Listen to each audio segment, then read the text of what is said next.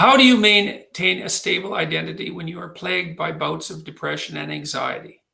Well, the first thing we might say is that you can't.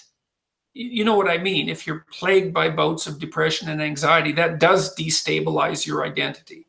So it's almost by definition. But having said that, look, this is when habit and plan and strategy are so useful. So in the periods of depression that I've had, and some of them were long and certainly the most unpleasant experiences of my life. This is when you need a philosophy, let's say, that's allied with your vision and your strategy to sustain you. Because what would happen to me is that, I have a vision, and I suppose the vision is of a world that's better, that's less likely to descend into ideological catastrophe, and where people are more responsible and more awake and more educated and healthier. All of that, a vision of a better world, a world that's less hellish at least, but also a better world, and some sense of what role I might play in that. And so that's very motivating. Like, it's a profound goal to try to make things better. And you can do that locally. You can do that for yourself. You can do that for your family. You can do that for the broader community. And all of that's worth it, man. It's worth making some sacrifices for. It's worth suffering for to some degree. And then you decompose that into the day-to-day and week-to-week strategies and actions that you're undertaking, the plans and the activities that you're putting forward to make that dream a reality, to realize it.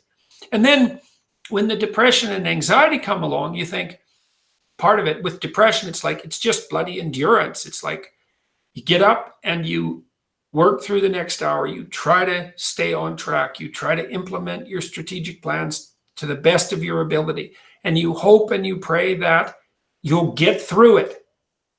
You'll get through it, and that the darkness will recede. And you stay on track. You eat even though you're not hungry. You get up even though you want to stay in bed. You interact with people even though you'd rather be alone. And it's the benefit of disciplined habits can sustain you. It's like the boat you're rowing in through a terrible storm, leaks and all, and maybe you'll be overwhelmed, but you have the boat and you can row forward, and that's what you've got. And so endurance is a huge part of it. And then I would say with its anxiety, it's the same thing. It's like, or very much the same, as you're terrified and uncertain, but you move ahead to the best of your ability. And again, you operate at least to some degree on hope. And if you haven't got hope, then you've got blind, bloody endurance. And that's all motivated by some sense that you're working towards something that's worthwhile working toward, and that is, well, that's your own long-term well-being, to treat yourself properly. It's the stability and productivity and harmony and health of your family. That's a huge deal. And then it's whatever benefit you can be to the community. And if you have to limp along and drag yourself forward in order to maintain that pathway, then so be it, because it's better than the alternative.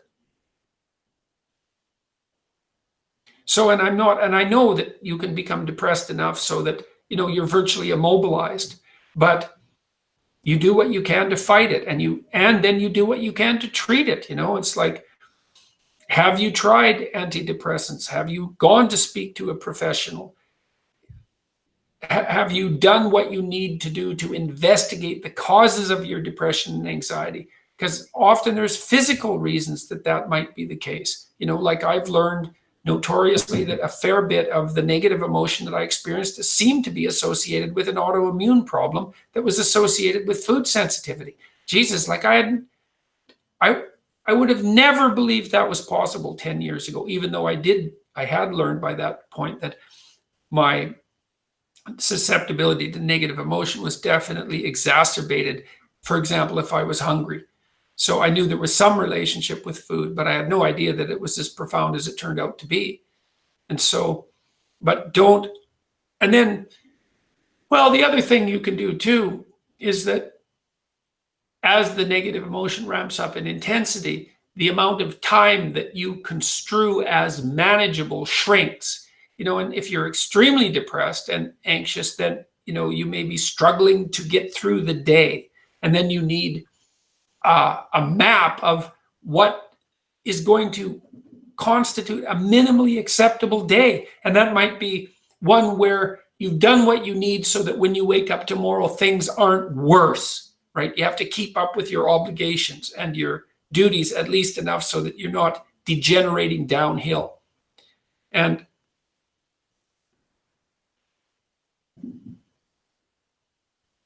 the other thing too is that you also learn that you act out the things that you would do when you're normal, even when you're depressed. You don't want to see people. Well, it doesn't matter. You go see them because it's better than not seeing them. And you find when you do see them that it's better, it'll go better than you think, but you can't isolate yourself. And you're anxious, and so you want to avoid. You don't want to go out. You'd rather stay home and sit in the chair and just sit there and like in a frozen position. It's like you can't do that. You have to go out and go grocery shopping and go out and have coffee and all of those things. It doesn't matter whether you enjoy them. It matters that you do them because that's what you do. That's what you do in order to maintain your health. And so a huge part of it is like head down endurance. And that'll get you through bad times, that endurance. It's such an underrepresented virtue, that ability to trudge forward unhappily under a unfairly burdensome load is a testament to character, if you can. And it's something that should be encouraged and valued. So, and I'm not making the claim that people who are depressed, who can't get out of bed, lack endurance. Some do and some don't, because depression comes in very varied degrees of intensity, and you can be laid out completely by depression. So I'm not trying to make some arbitrary judgment about who's got endurance and who hasn't.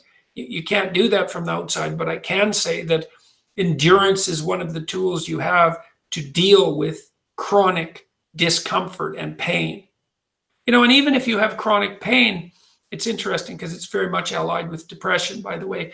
All of the research on chronic pain, back pain, for example, indicates, and chronic pain of all sorts, is that the more you allow your pain to render you inactive, the worse the outcome, including exacerbation of the pain. And depression is a pain disorder. And so that's very much worth thinking about too. It's like move forward, move forward, move forward.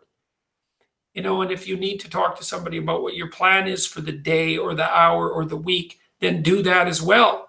And perhaps you also have to help get the people around you to help a bit. I need a little bit of help getting up in the morning.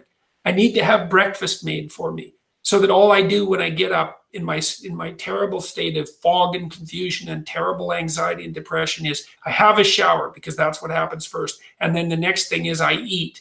And then that's better. At least you're out of bed and moving. And that's a start, So, and then you endure and hope. And that's how it is. And you do the same thing when someone in your family is sick or when you're facing a death, all of that. It's like one bloody foot in front of the other up the hill.